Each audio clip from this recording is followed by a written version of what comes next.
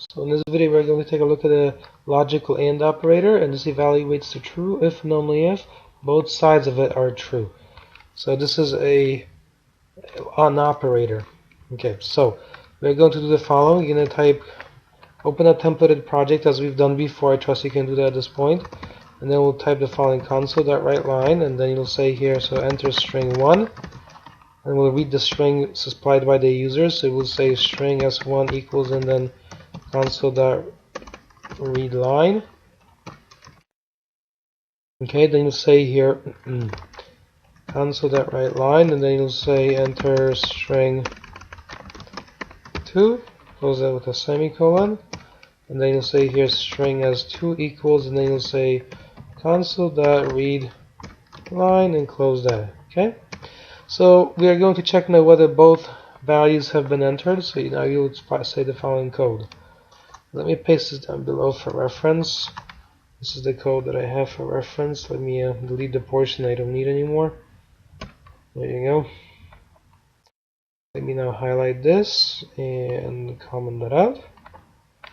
Okay, so if S1 does not equal to nothing, basically, you see that? So something has been supplied, in other words.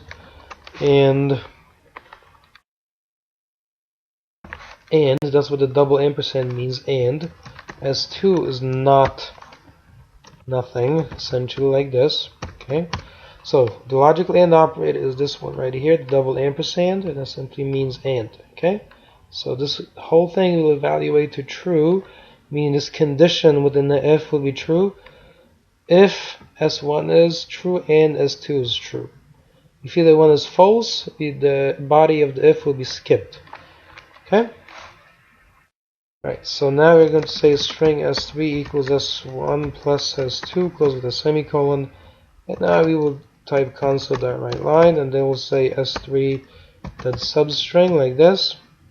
Okay, we'll get the first character at index 0, and we'll apply some operation like to uppercase, and then we'll take s3 that substring, and then from the first index, which remember, from index 1, so that really means the second character, we'll take s3.length minus 1, so this will get us to the end, and then we'll convert that to upper, to lower rather, like that, and then close that with a semicolon. Right, and that is that, so that's pretty good. Next we're going to say else, and then the thing to be done else is simply this. You're going to say console.writeLine, and then both entries needed like this. Okay, there you go. So simple enough code, and now let's go to an example of running it. So let's go here with debug start without debugging as a first go, just to see it in operation one time completely. So enter string 1. Alright, so this is the best day of our lives. String 2, hit enter. And of course it just returns this is the best day of our lives, properly capitalized. There you go. And perhaps the only thing to be added is here. If you want, you can always add a blank like that, you see. Just make sure you have enough pluses, okay?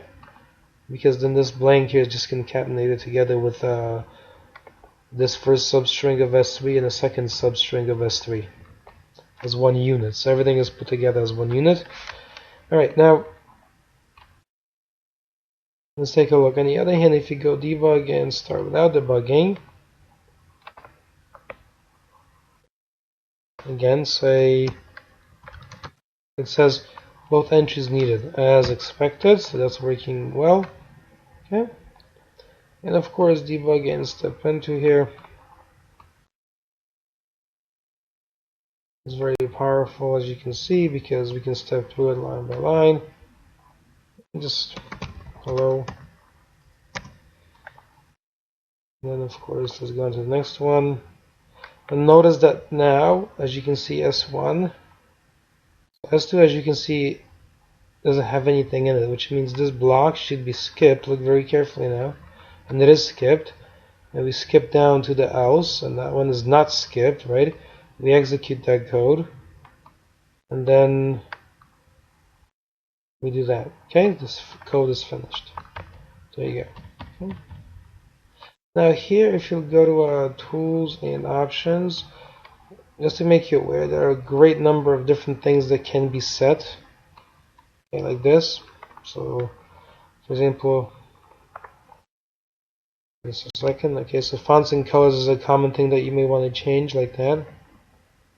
Okay, so in here you can choose text editor, a lot of other stuff. You see that? So this is very helpful, especially if like big fonts. What else? There's also under debugging you have certain features, you know, so general. There you go.